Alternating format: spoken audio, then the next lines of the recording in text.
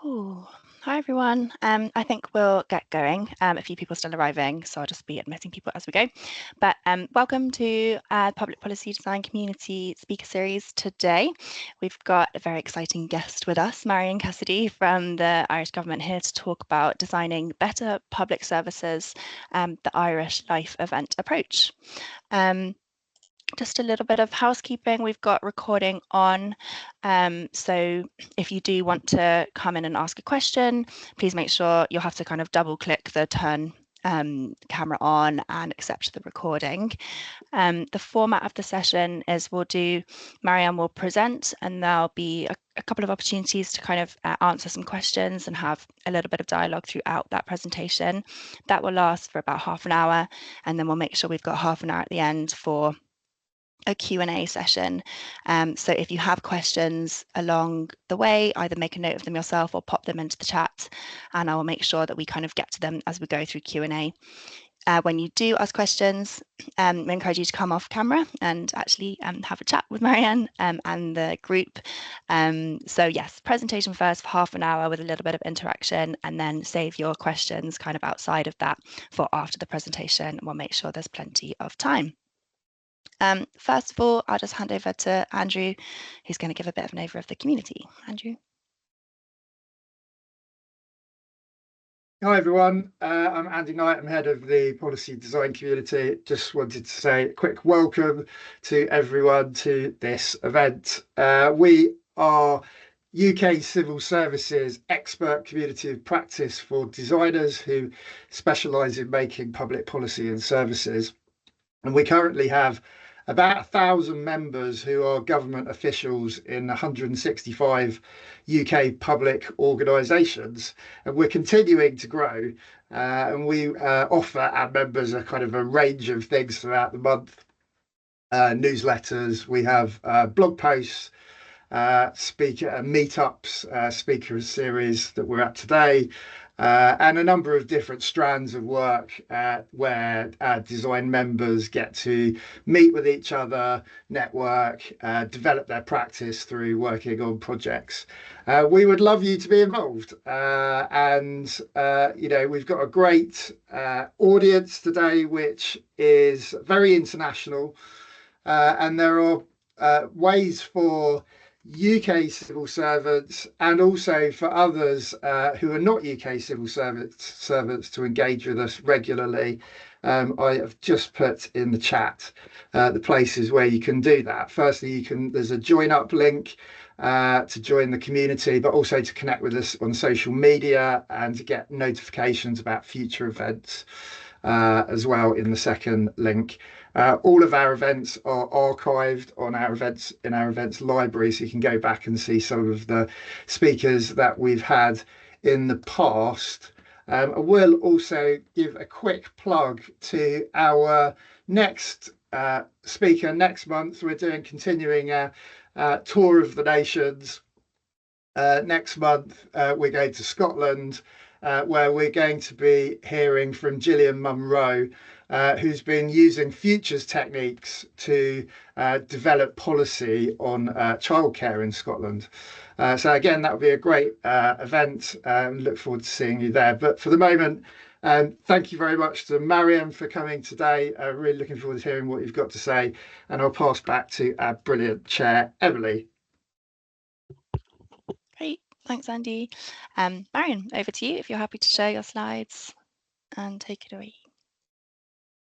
Thank you, Emily, and thanks, Andrew. Just give me a second. It worked a minute ago, so hopefully it still will work now.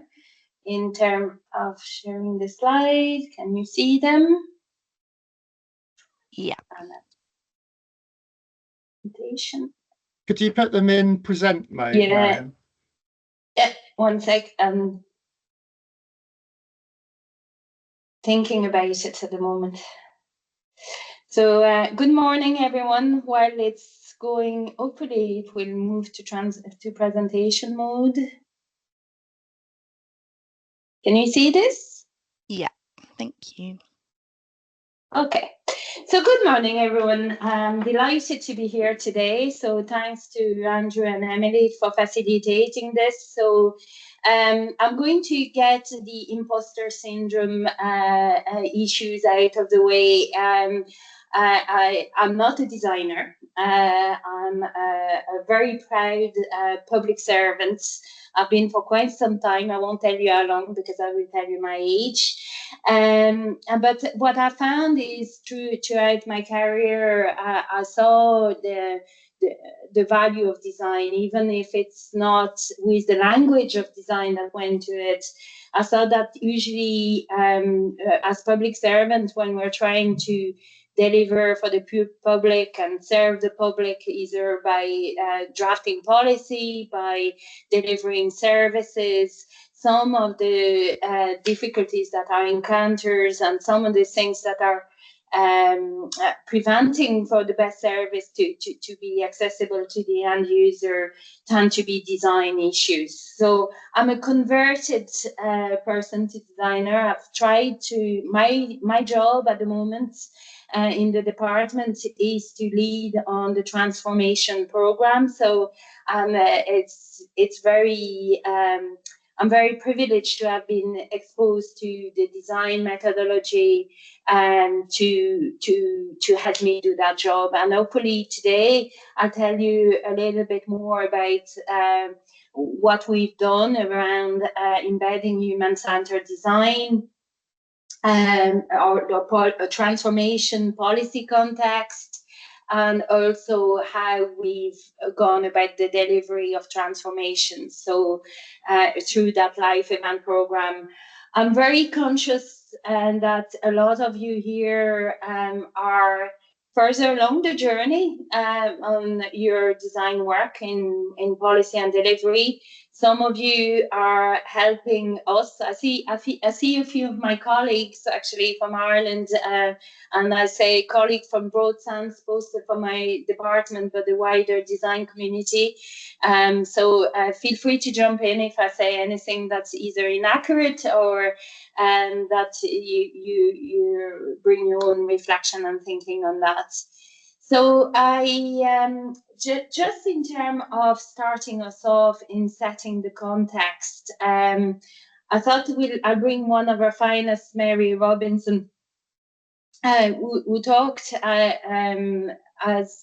has that quote to say we need to get excited about the future that's just around the corner. We need a more imagined future. We need to talk more about where we want to be. And for me, really, design is about shaping the future, not fixing the past. It's about bringing creativity in how we shape our public services, not just refine and grow by creation. So we have an opportunity, we have a little bit of space to say what we want our public service to be, and I think what we want the big picture to be. And really what human-centered design help us with is to bring all our skills or talents or various experience to either drafting policy or delivering services, and then put that in the design lens to reimagine a future that's much better for everyone.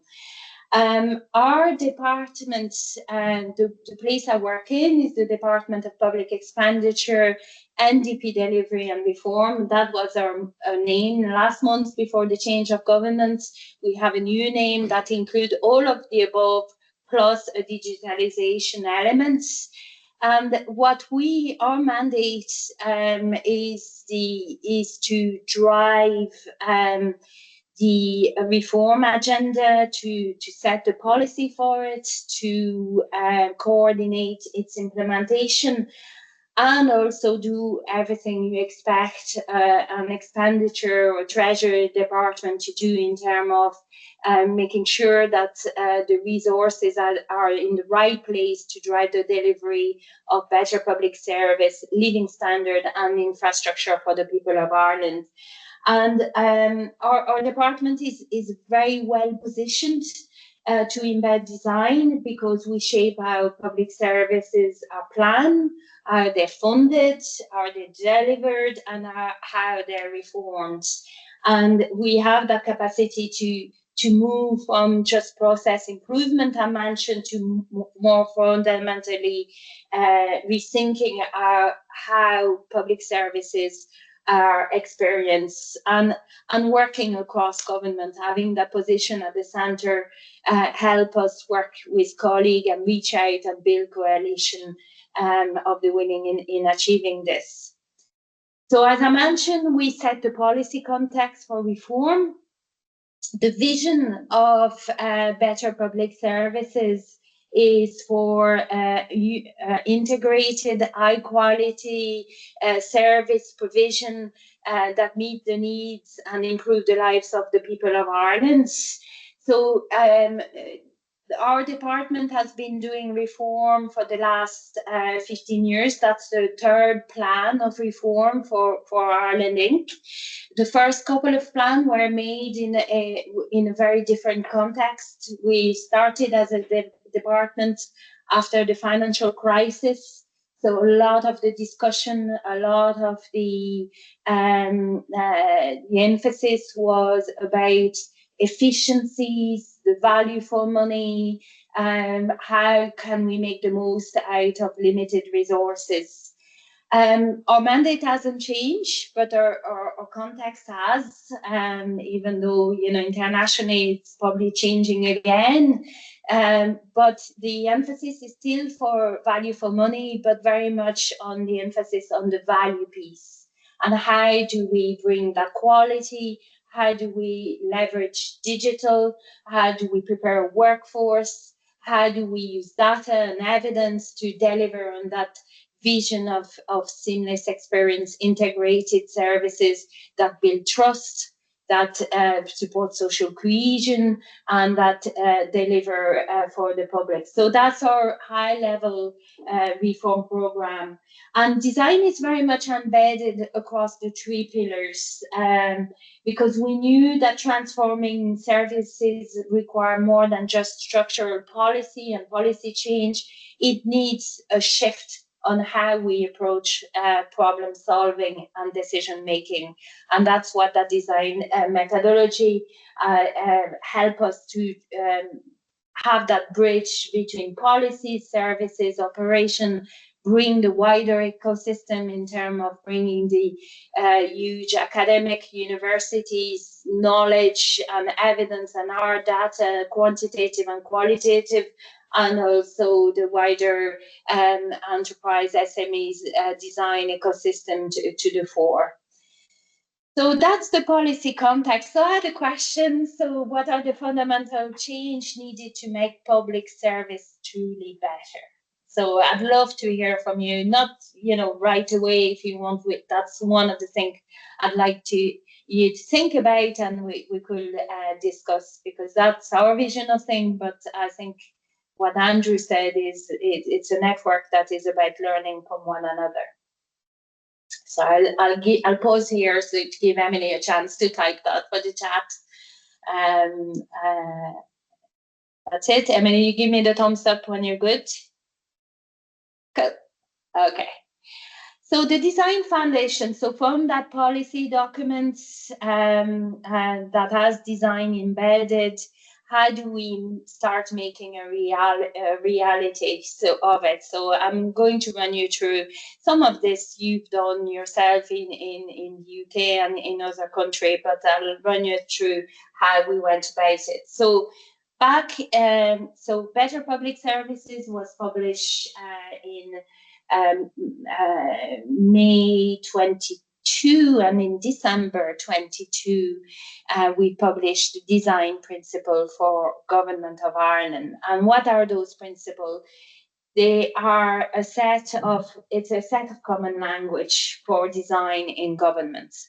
How we went about it is we got design experts across the public service, because we were by no means the first in using the design methodology, but there had been pockets of designer, of public servant using design methodology across the system. So the first thing we did is to convene them in an expert group. We got a number of international exemplars on design. Andrew was very helpfully met us when we're at the beginning of our journey as well, to say, well, what do people using design in government do, and what works, and what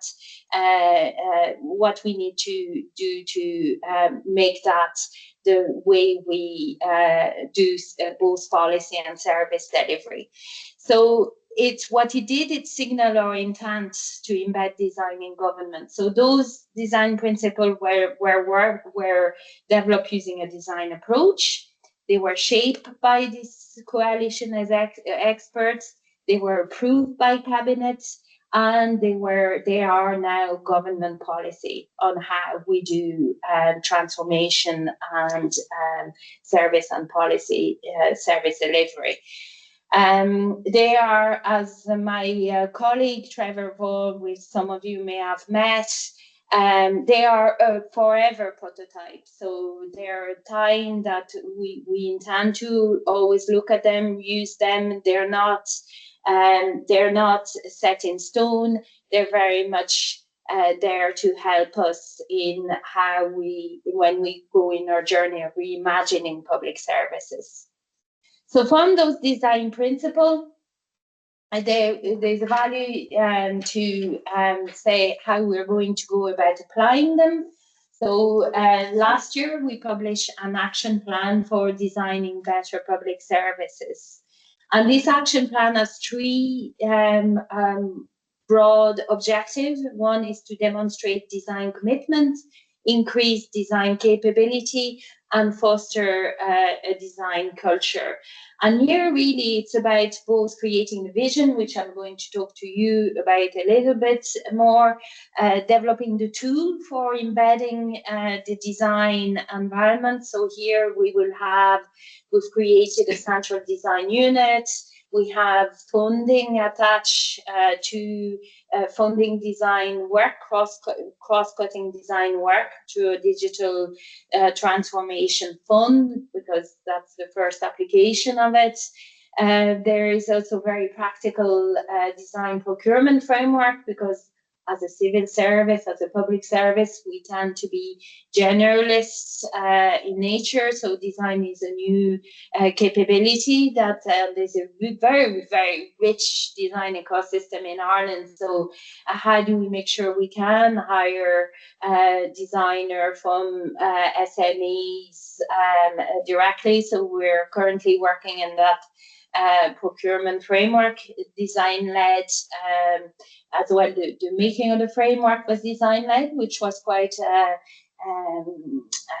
learning for my colleague in the Office of Government Procurement, to take a design approach to the development of a procurement framework. Creating specialist design role within the civil service at various grades, so as we can hire people as well as contract people in. And then also for generalists like me, for public servants that come from not a design background, building our own capacity to recognize what design is, what it can bring, at what point you bring the designer, and building the general capacity, and then fostering a design culture in facilitating design challenge and project, is showcasing design success and facilitating that collaboration. So I mentioned the one of the engine behind that action plan is the central design units, which is made of two teams in my own division within the Centre of Governments. One is focused on strategic and policy design, and it's very much focused on designing and implementing the action plan, embedding design in policy and strategy, evangelizing design across governments. And my colleague Trevor is leading that unit. And then the service and experience design team which is led by my colleague Aidan O'Boyle, which is really about applying the design to the transformation program and project, particularly the life event program I'm going to speak to in more detail about. And the overall vision of the action plan is to position Ireland as a global exemplar of design-led public service transformation. And this vision is really ambitious. And we've got now strong internal support and growing evidence across the public sector that gives us confidence that we'll be able to achieve that vision. And we also have government commitment in terms of the action plan itself went to cabinet and was signed into government policy. And then we also are taking opportunity like today to showcase good practice and then find other people that want to join our coalition to help us with this. So that's another question for you if you want to reflect on it. I understand that people are at different level of maturity in terms of the design journey. Some of you are ahead of us, some are starting in that, and what you would see are the important enabler for scaling design across governments. So if you want to, I'll pause a minute to give you Emily time to type and you time to take a break from my voice. Emily, give me the thumbs up. Good. So I move on. I wanted to talk to you as well about the OECD recommendation on human-centered public administrative services, because that's nearly the bridge between the human-centered design, the policy strategy approach, and the life event program. I mentioned earlier that when we went to about embedding design in government, we look at what was done, build a coalition, and bring the design very much front and center to how we do transformation. But it's always important to work on a number of fronts. You know, policymakers, they tend to look up to the OECD in terms of evidence-informed policy, because that's what the OECD is there to do, better policy, better life. So we thought it was important to bring what we'd learned and meet others that saw the importance of human-centered design at the heart of the recommendation that the OECD does in terms of policy development. So we contributed to the making of this recommendation on human-centered public administrative services. Several countries in Eastern Europe, in the States, in Australia, have adopted human-centered design and the life event approach for some time. So this was about creating and contributing to the coalition of people that were leading those transformation internationally, and bringing our principle and have that shared language at international level, because we know that ministers, policymakers look at the OECD. So it was important that we had support to say this methodology matters, and it's how good it is, good practice.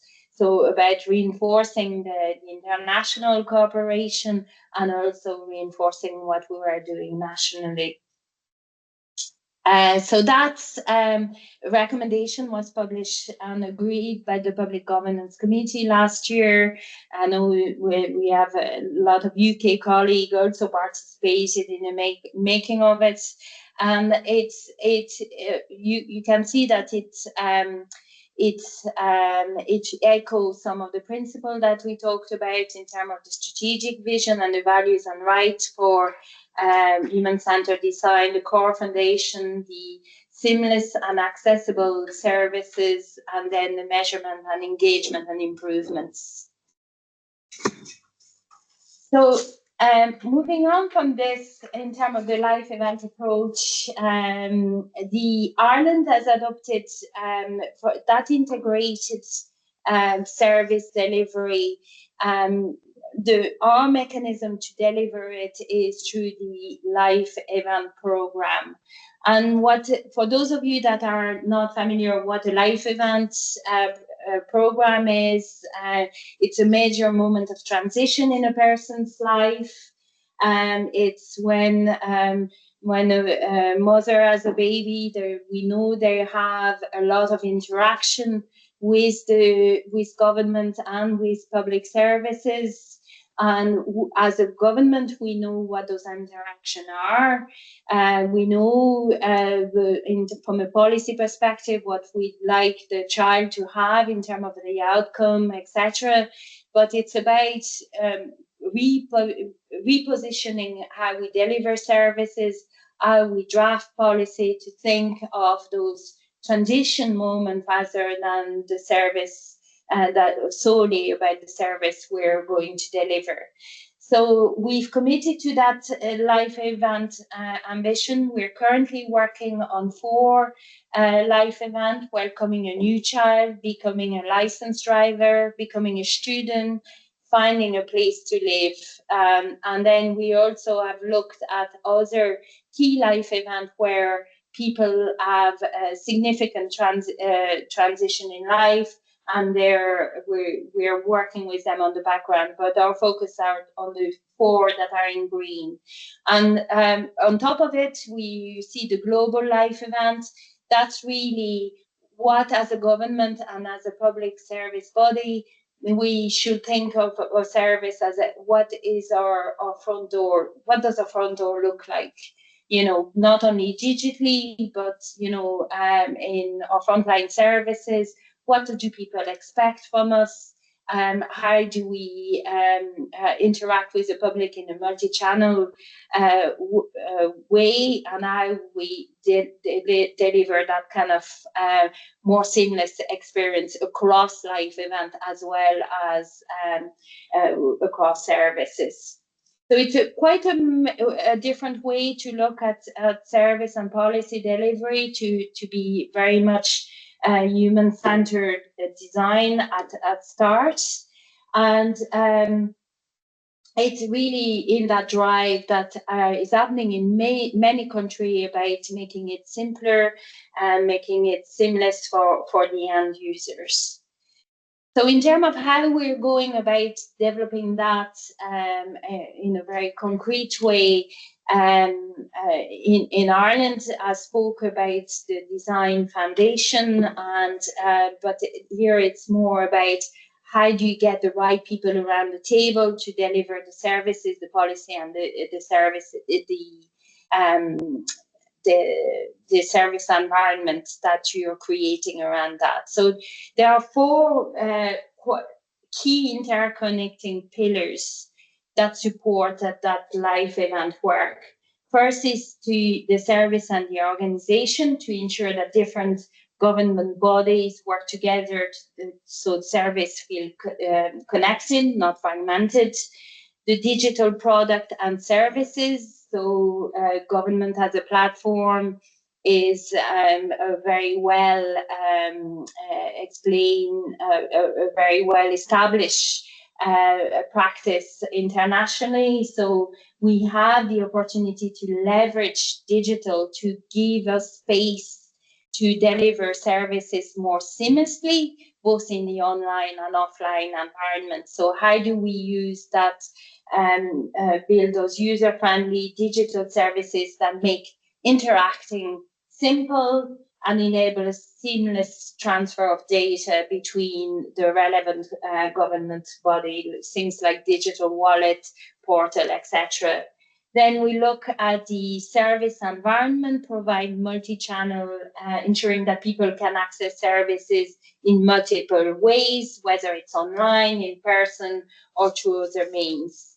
And then there is the values, identity, and content, create a clear, consistent experience so people know what to expect and can trust the service that they rely on. So those are the 4 elements that will underpin the life event approach. At the moment, we're convening senior leaders across the public and civil service across those 4 quarters.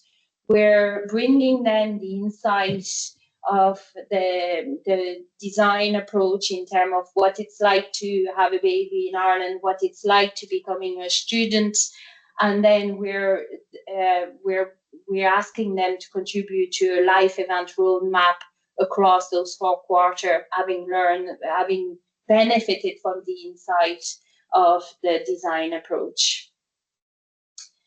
So in terms of how we prioritize the Irish life event, how do we pick those 5 first pod, the 4 I've mentioned and the global one? And for us, the panelists often focus on quantitative data. We have a very well-developed, extremely brilliant network of analysts, data analysts, through what we call the Irish Government Economic and Evaluation Service, and really design allow to bring a qualitative aspect to that work. So we have the analysts that can crunch the numbers, do the projection, and now we have the designer that are able to bring a little bit of light and meat in the lived experience in that life event approach. And how we prioritize, we went through a very extensive desk research. It's great when you have analysts who look at the data of how much the services are being used, and what are the known pain points that we have in that. And we then we went through a public consultation to say what people cared about in all the life event, the one that was important to them. We look at things like the trust survey, where we found that our trust gap was really among young people. So we wanted to focus on things they cared about. And then we did a number of policy sprints as well with civil and public servants. And we had a multi-criteria analysis of the shortlist to come up with that kind of list of things we were going to focus first on, and then to backlog the rest or to assign responsibility as such. So even the exercise of prioritizing the life event was a really great learning opportunity across the system, and utilizing all the skill and leveraging design to utilize all the skill of the people around the table, including our digital colleague as well. And I said, including, they were really our very strong partners in that. So how we go about about our design approach now, that's where I absolutely get the imposter syndrome, because as I started, I am not a designer, but I'm really lucky because my lead designer just entered my office, so I'm even more nervous now to present his work for him. So hopefully you bear with me and don't make too much of a mess of it. So what we've looked at is really to bring that human story and live experience. So for the birth life event, we've engaged a very broad range of users in terms of, being service users, mom and dad, and who had a baby recently, service providers, people with amplified needs.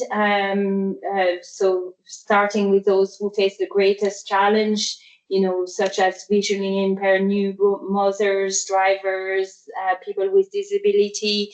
So in that case, we had people with lone parents, people working with traveller communities, the national advocacy services. And that's really going back to the design principle, by working on people that have amplified need, we get a really good understanding of where there are the most friction in the system. So, and in terms of the energy that process has given us, in terms of saying, well, are we on the right track in developing that, in transforming services? Are we looking at the right things? That has been absolutely fantastic. And what it's given us is some insight on things that are not really couldn't have been visible by looking at hundreds of data points on a spreadsheet. And but in a sense, when we delve into it, and when we delved into what the insight the data gave us and the insight that the lived experience gave us, it was not different. It just gave a lot more color to it, and we got to the insight a lot quicker by talking to a few people going through the process. And I know for you, designer, it's not groundbreaking, but it has been a very rewarding process, and it has really made the case for change and the urgency of change. In terms of the process, as the way we went about it, it's a normal design process, journey mapping, blueprinting, and it's been a very impactful design approach, not just for the life event, but across our department and government. And what we found is, by mapping the as is, even government department and civil servants will realize some of the things that were happening, that were creating unnecessary friction, or that they might not have been aware of the importance of them, and also, allow them to understand the scope for collaboration, where they realize that colleagues across government are doing workaround because of data that they need to do their job is sitting somewhere else. So even the opportunity to say, well, actually,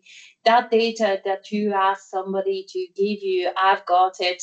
Why don't we look at how we can exchange that information a lot more quickly? So the mapping the as is has helped that cross-government collaboration in a much more impactful way than we could have done by through other process. And it's really helped us, the visualization of what it's like to walk the walk in terms of policy and services, has helped the policy development as well. In terms of, we talk often of an implementation gap of a policy, and here it's really brought implementation at the forefront of the policy making.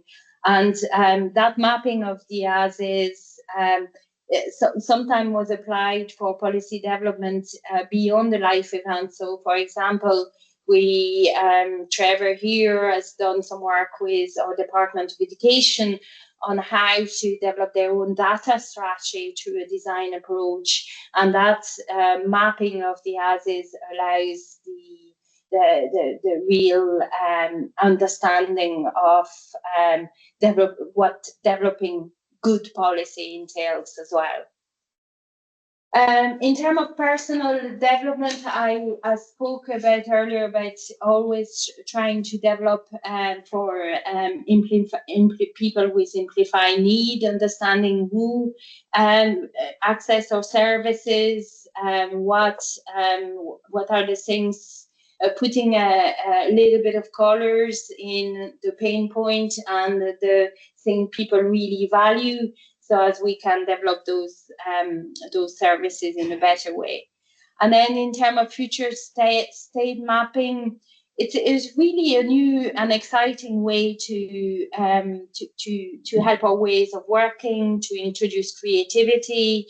It's really help thinking outside the constraint and the shackle of of what's happening right now, and really capitalize on what can be. So in terms of helping the momentum of change, that future state mapping help energize and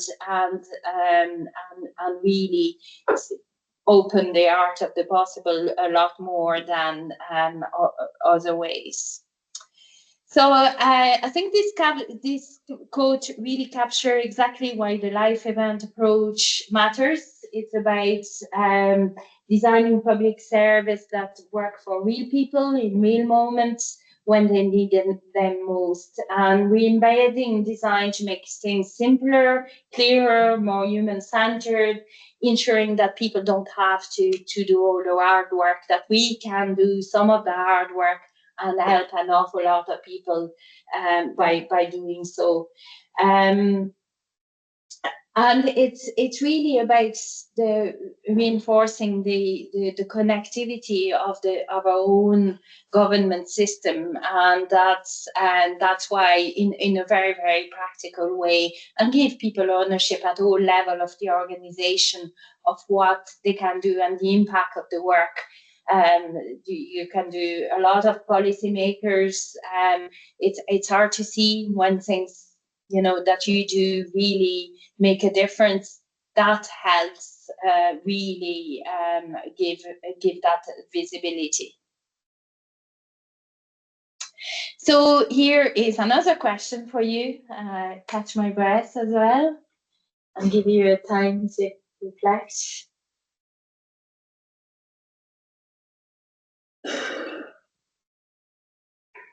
I mean, give me the thumbs up when. Yeah? Did I? Oh, yeah. So in terms of my reflection, and I spoke for quite some time, and there are the five. I couldn't get them symmetrical. There was really a problem, but for me, after 2 years of looking at life event and design foundation and being in that program of transformation and change, for me, that design is really powerful and impactful methodology for change and collaboration. I hope I conveyed that through the presentation, but it has always been, change is always about bringing people with you.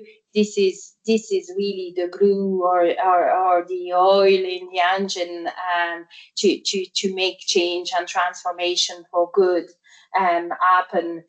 And the others, so the way we went about the design principle, then applying to life events, there was a natural way to cement that collaboration and that momentum for change.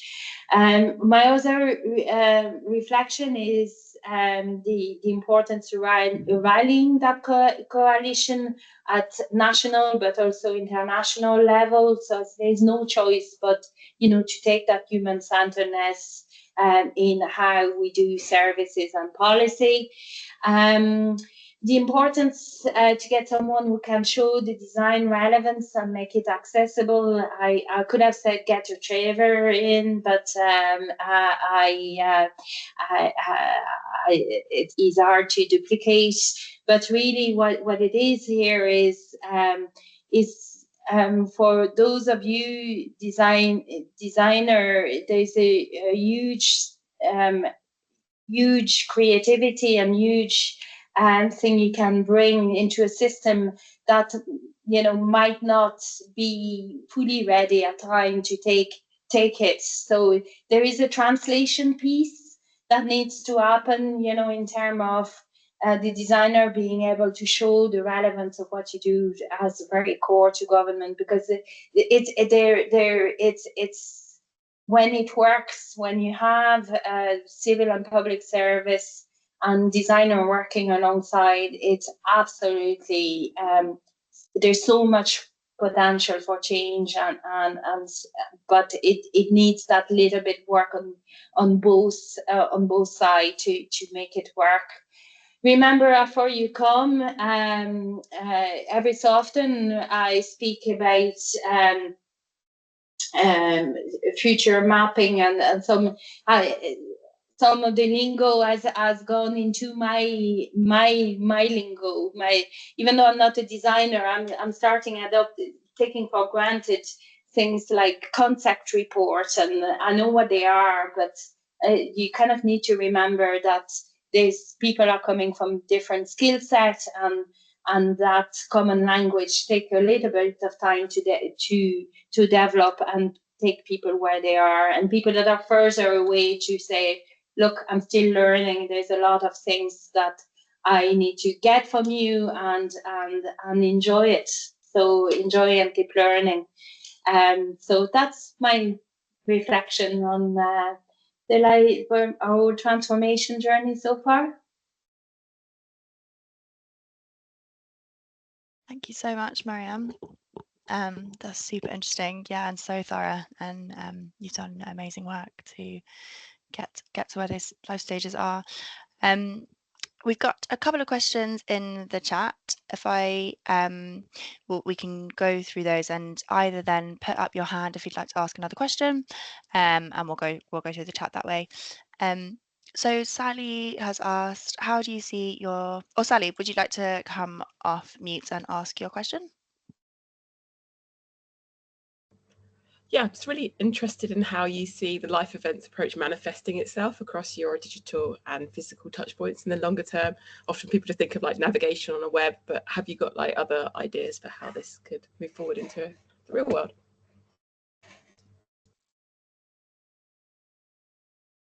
You're on mute, Marianne. Sorry, Marianne, you're on mute.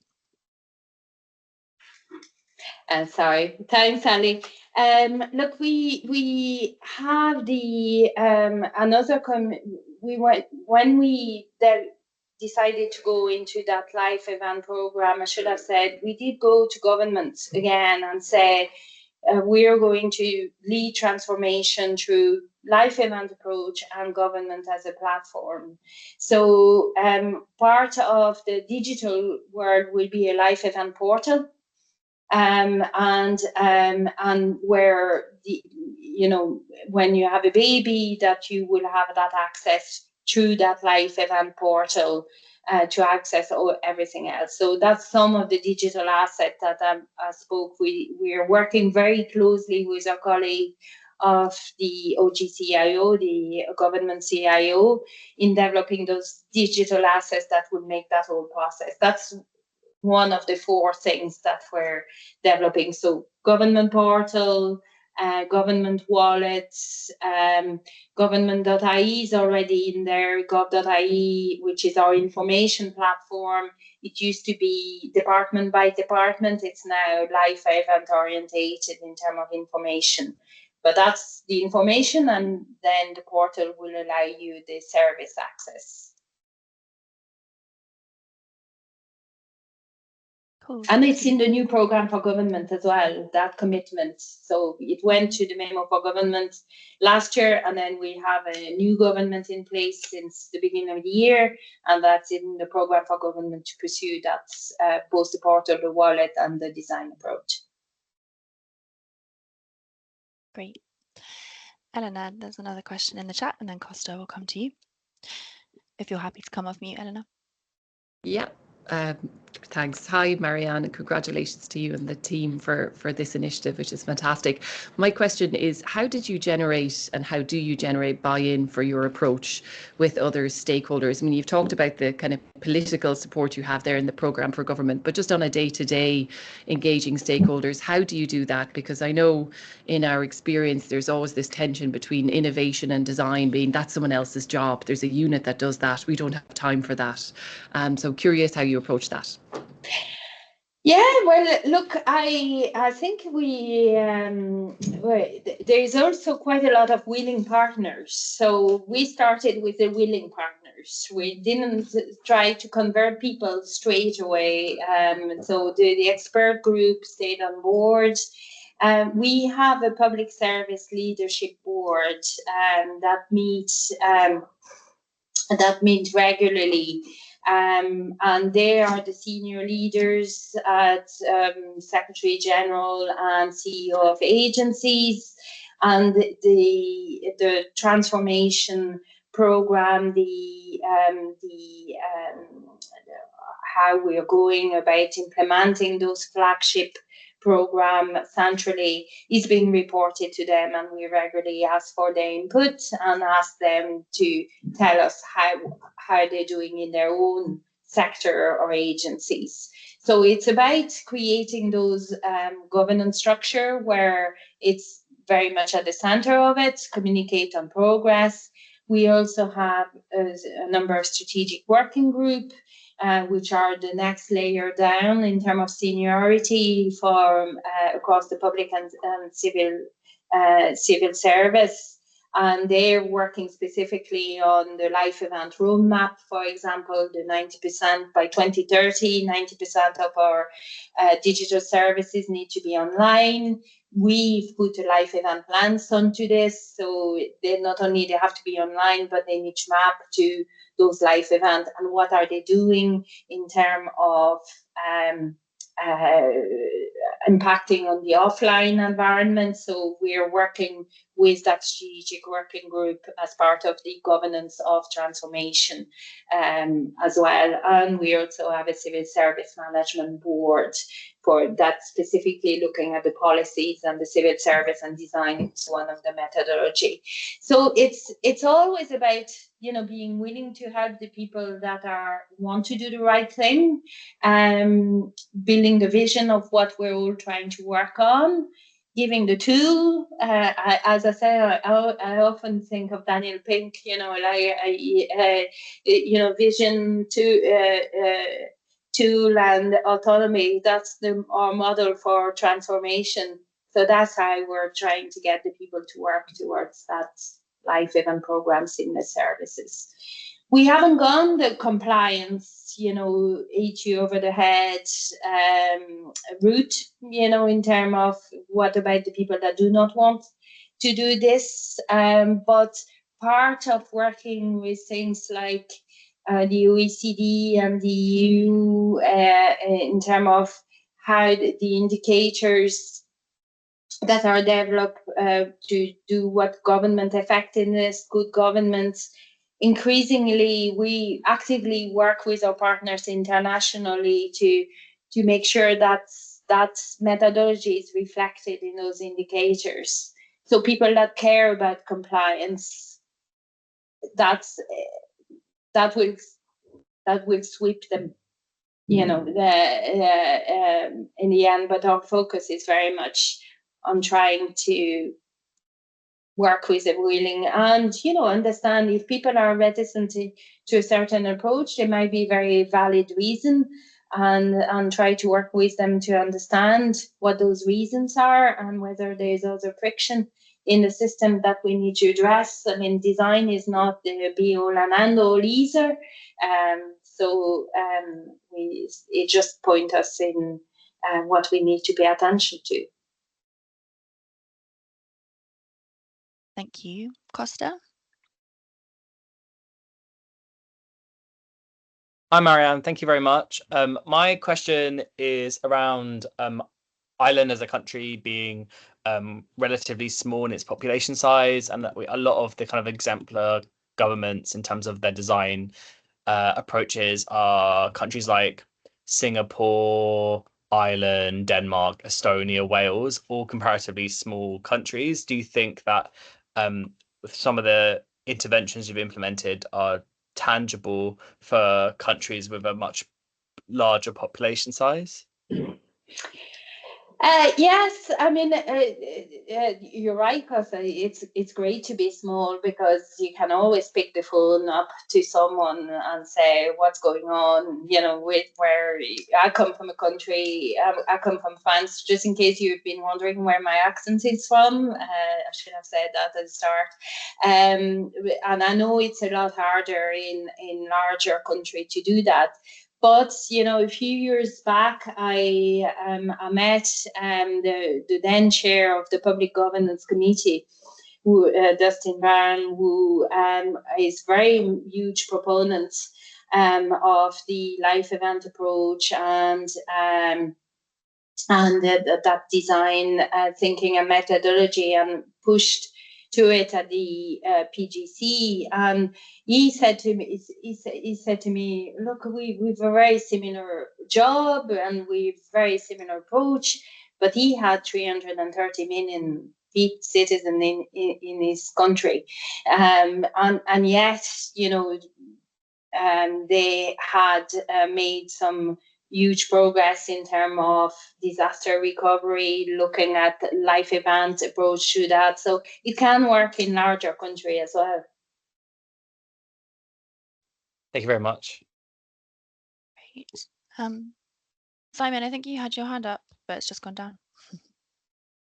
I did, but then I was conscious of the time, so I'll just say thank you very much for planning this to yourself, and Andy and Marianne. It's been a really great day. That's a really great session. Thanks, Simon. We did just have one more question in the chat if we can answer in a couple of minutes. From Ashling. Are you happy to come on and ask? Yeah, no problem. Thank you. Yeah, I was just interested in how you've kind of sought to understand and manage the needs of more digitally excluded users in this process. I know you said you've done a public consultation. Often we do those digitally. So how do you feel that you've captured the needs of digitally excluded users? And is there anything you kind of wish you could have done differently in that space? Well, we, as I mentioned earlier, we design for amplified need. It's one of the core value. So we have a partnership with Munster Technological University and the ID8 project, who work with others to reach end users, so people with learning needs, traveling community, older people, and they help us access people and support people through the design process as well, in terms of consultation and interviews with people that have those amplified needs. And it's great. You know, it's some of the insight we got for becoming a student from ID8 was really and for things like our government wallet or product, it was quite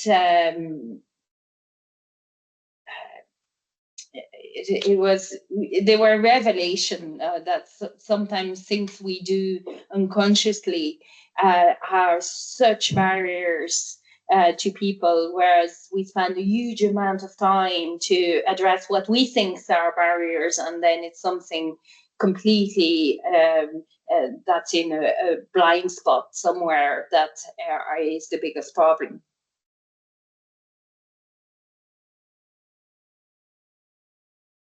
Okay, thank you so much, Marianne. I think that's it for questions, and we are just on time.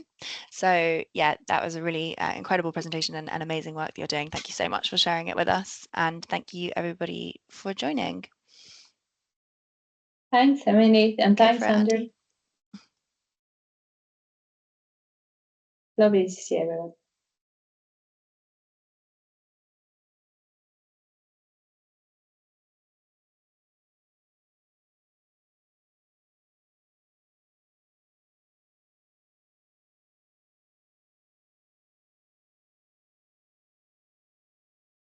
Amy, did you want to ask something quickly? I'll just stop the recording. Nope.